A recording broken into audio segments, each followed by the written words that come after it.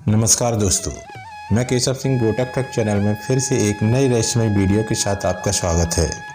यह तो आप सभी लोग जानते हैं कि भगवान श्री कृष्ण ने मथुरा वृंदावन को छोड़ने के बाद समुद्र के किनारे पर एक भव्य व सुंदर नगरी बसाई थी, जिसे हम आज भी द्वारका नगरी के नाम से जानते हैं। फिर अचानक ऐसा क्या हुआ कि द्वारका नगरी समुद्र की गहराइयों में समा गई, और वहाँ रहने वाले यदुवंशियों का क्या हुआ, जो आज भी रहस्य का विषय बना हुआ है। दोस्तों, मैं इस वीडियो में वैज्ञानिकों द्वारा खोजी गई उस नगरी के बारे में बताने वाला हूँ, जो गुजरात की शान है। इसके पीछे दो कहानियाँ बताई जाती हैं, जिसके कारण यह घटना घटित हुई, और इसका संबंध न जाने कहाँ से हो सकता है, और भगवान श्री कृष्ण की मृत्यु कैसे हुई, और भी बहुत सारी बातें इस वीडियो में आपको मिलने वाली हैं। तो वीडियो को कंप्लीट जरूर देखना। पहली कहानी। दोस्तों, महाभारत युद्ध के बारे में कौन नहीं जानता होगा, जो कौरवों और पांडवों के बीच हुआ था, जिसमें लाखों की संख्या में वीर योद्धा वीर गति को प्राप्त हो गए थे। इस युद्ध में माता गांधारी के सभी पुत्र मारे गए। इस महाभारत युद्ध में भगवान श्री कृष्ण का विशेष योगदान रहा था। इस युद्ध में पांडवों की विजय हुई थी, जिसके बाद श्री कृष्ण ने युधिष्ठिर को राजगद्दी पर बैठाया और वहाँ के सारे नियम और कानूनों के बारे में भी बताया। थोड़ी देर बाद कौरवों की माता गांधारी से मिलने श्री कृष्ण महल में पहुंचे, जहां माता गांधारी श्री कृष्ण को देखकर फूट फूट कर रोने लगी और क्रोध में आकर भगवान श्री कृष्ण को श्राप दे दिया कि जिस प्रकार तुमने मेरे कुल का नाश किया है, ठीक उसी प्रकार तुम्हारा और तुम्हारे कुल का अंत होगा। भगवान श्री कृष्ण विष्णु जी के अवतार थे, जिन्होंने धरती पर मानव रूप में जन्म लिया था। वे चाहते तो इस श्राप को निष्फल भी कर सकते थे, लेकिन उन्होंने ऐसा नहीं किया, बल्कि श्री कृष्ण ने हंसकर माता गांधारी को प्रणाम किया और कहा, हे माते, जैसा आपने कहा वैसा ही होगा, और वहां से श्री कृष्ण चले गए। दोस्तों, यह तो थी पहली कहानी, और इसके बाद दूसरी कहानी। एक समय भगवान श्री कृष्ण के पुत्र सांब अपने मित्र के साथ हंसी मजाक कर रहे थे। उसी समय महर्षि विश्वामित्र और कर्ण ऋषि ने द्वारका नगरी में प्रवेश किया था।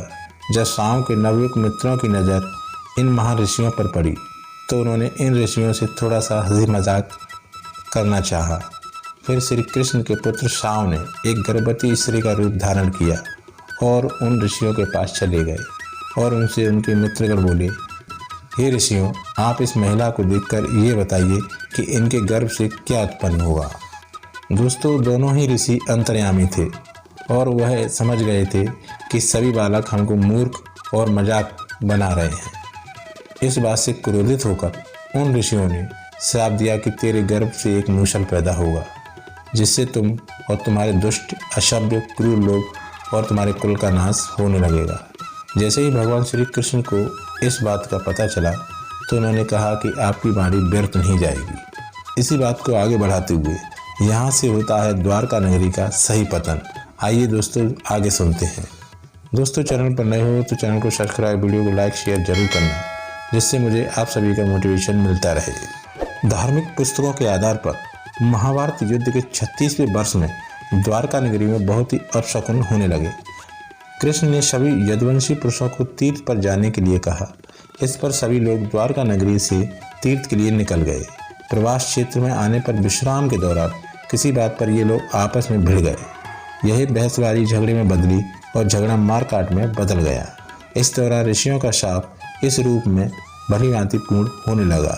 सांब ने जिस मूसल को उत्पन्न किया था, प्रवास क्षेत्र में खड़ी एर का घास को लड़ाई के दौरान जो भी उखाड़ता, वह एक मूसल के रूप में परिवर्तित हो जाती। ऐसा मूसल जिसका एक प्रहारी व्यक्ति के प्राण लेने के लिए पर्याप्त था।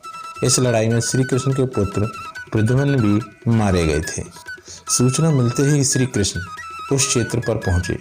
अपने पुत्र और प्रियजनों को मृत देखकर श्री कृष्ण ने क्रोध में वहाँ कड़ी एर का घास उखाड़ ली, और हाथ में आते ही उस घास ने मूसल का रूप ले लिया। लड़ाई में जो लोग बचे रह गए थे, उन्होंने अपने परिजनों को भी मारा था। श्री कृष्ण ने एक एक बार से उन सभी का वध कर दिया था। अंत में श्री कृष्ण, उनके साथी दारुक और बलराम बचे। इस पर श्री कृष्ण ने दारुक से कहा कि हस्तिनापुर जाकर अर्जुन को यहाँ ले आओ। फिर बलराम को वहीं रुकने को कहा, और स्वयं अपने पिता को इस भयानक संहार के बारे में सूचित करने के लिए द्वारका चले गए। कृष्ण ने वासुदेव जी को इस संहार के बारे में बताया, और कहा कि जल्द यहाँ अर्जुन आएंगे। आप नगर की स्त्रियों और बच्चों को लेकर अर्जुन के साथ हस्तिनापुर चले जाइए। जब श्री कृष्ण वापस उस जगह पर पहुंचे तब बलराम जी ध्यानावस्था में बैठे थे। कृष्ण के पहुंचते ही उनके शरीर से शेषनाग निकले और समुद्र में चले गए। अब श्री कृष्ण इधर उधर घूमते हुए अपने जीवन और गांधारी के श्राप के बारे में सोचने लगे और फिर एक पेड़ की छांव में जाकर बैठ गए। इसी समय जरा नामक शिकारी का बाण उनके पैर में आकर लगा, जिसने दूर से उनके पैर के अंगूठों को हिरण का मुख समझकर बाण चला दिया था। जब वह शिकारी शिकार उठाने पहुंचा तो श्री कृष्ण को देखकर क्षमा मांगने लगा। कृष्ण ने उसे अभयदान देकर देह त्याग दी। अर्जुन ने द्वारका पहुंचकर वासुदेव जी से कहा कि वह नगर में शेष बचे सभी लोगों को हस्तिनापुर चलने की तैयारी का आदेश दें। फिर अर्जुन ने उस क्षेत्र में जाकर सभी यदुवंशियों को अंतिम संस्कार किया। अगले दिन श्री कृष्ण जी ने प्राण त्याग दिए। उस समय उनका अंतिम संस्कार कर अर्जुन सभी महिलाओं और बच्चों को लेकर द्वारका से निकल गए। जैसे ही उन महिलाओं ने नगर छोड़ा, द्वारका का राजमहल और नगरी समुद्र में समा गई। उसी नगरी के पिलर और अवशेषों के बारे में समुद्र से जुड़ी अलग अलग रिसर्च के दौरान जानकारी मिलती रही है।